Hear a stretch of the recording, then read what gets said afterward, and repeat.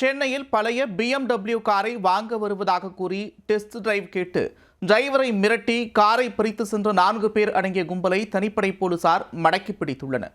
சொகுசு கார் கடத்தப்பட்ட சம்பவத்தின் பின்னணி என்ன? சென்னை அண்ணா நகரைச் சேர்ந்த 21 வயதான அபிகாஷ் கொளத்தூரில் உள்ள கார் பழுதுபார்க்கும் நிறுவனத்தில் பணியாற்றி வருகிறார். அந்த நிறுவனத்தில் மேடவாக்கத்தைச் சேர்ந்த சக்திவேல் என்பவர் விற்பனைக்காக வைத்திருந்த BMW சொகுசு கார் பழுதுபார்க்கப்பட்டு வந்ததாக கூறப்படுகிறது. இந்த நிலையில் காரை வாங்க விரும்பும் வாடிக்கையாளர் ஒருவர் இருப்பதாகவும் காரை நேரில் பார்க்க வேண்டும் என்றும் கூறி ஆலந்தூர் நீதிமன்றம் அருகே கொண்டு வருமாறு அபிகாஷிடம் தெரிவிக்கப்பட்டுள்ளது.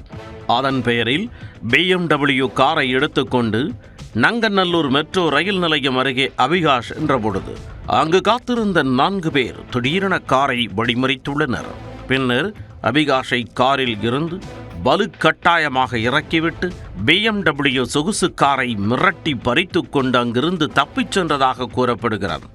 இதுகுறித்து அபிகாஷ் அளித்த புகாரின் பேரில் பரங்கிமலை போலீசார் வழக்கு பதிவு செய்து விசாரணையை தொடங்கினர். துணை கமிஷனர் சீனிவாசன் மற்றும் உதவி கமிஷனர் பசுபதி தலைமையிலான தனிப்படை போலீசார் தேடுதல் வேட்டையில் இறங்கினர். சம்பவ இடங்களில் பொருத்தப்பட்டிருந்த CCTV காட்சிகளை கைப்பற்றி தீவிரமாக ஆய்வு செய்தனர்.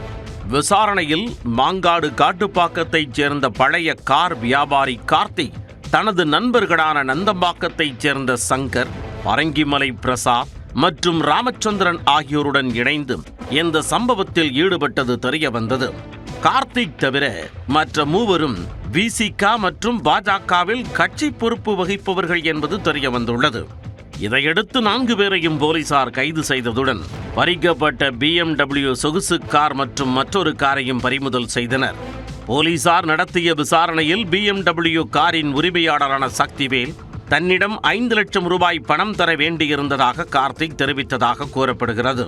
பலமுறை கேட்டும் பணத்தை திருப்பிக் கொடுக்காததால் சக்திவேல் விற்பனைக்காக வைத்திருந்த BMW காரை திட்டமிட்டு வரவழைத்து டிரைவரை மிரட்டி காரை எடுத்துச் சென்றதாக அவர் வாக்குமூலம் அளித்துள்ளார்.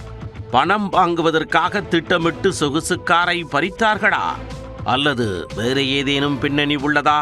அரசியல் கட்சி நிர்வாகிகள் பெயர்கள் இந்த வழக்கில் எப்படி வந்தன என பல்வேறு கோணங்களில் பரங்கிமலை போலீசார் தொடர்ந்து விசாரித்து வருகின்றனர்.